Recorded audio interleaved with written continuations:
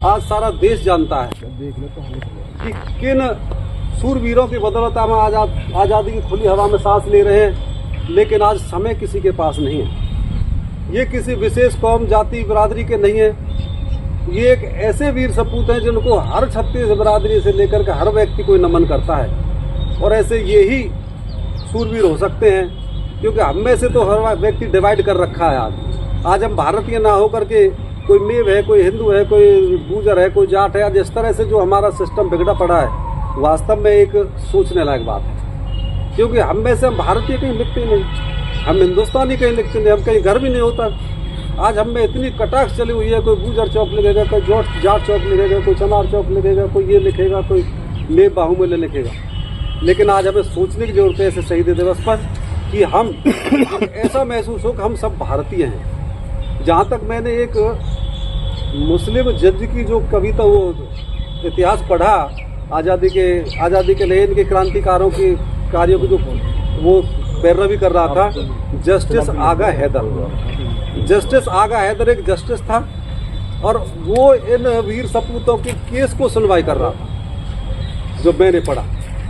और उस जस्टिस आगा हैदर ने जब सुनवाई के लिए उस पर फोर्स दिया गया कि आप इनको फांसी की सजा दो, तो उन्होंने कहा कि फांसी की सजा बनती ही नहीं है।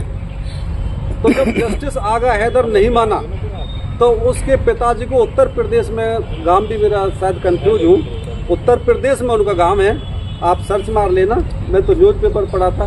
तो उस जस्टिस आगा हैदर जब नहीं माना, तो उसके पिताजी को लोभ प्रलोभ दिए गए कि आपको फैक्ट्री दे देंगे, मिल दे देंगे, और आप अपने बेटे को मनाओ और इनको फांसी की सजा जल्दी से जल्दी दिलवाओ।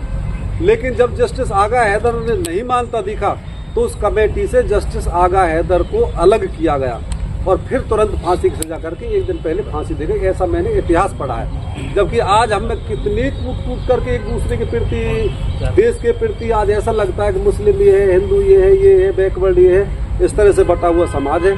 लेकिन उसमें तो महान व्यक्ति को आज भी नमन करता हूँ, जस्टिस आगा हैदर को, जिसने उस टाइम पे अंग्रेजों के दबाव में होते हुए नौकरी के टाइम में भी वो एक सत्यवादी थे और इन वीर सपूतों के साथ थे।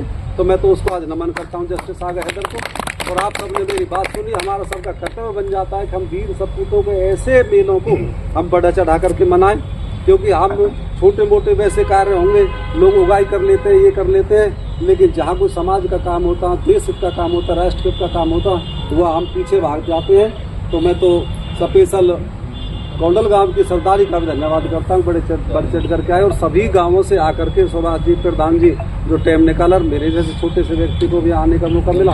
आप सबने बात सुनी, आप सबका बहुत बहुत धन्यवाद।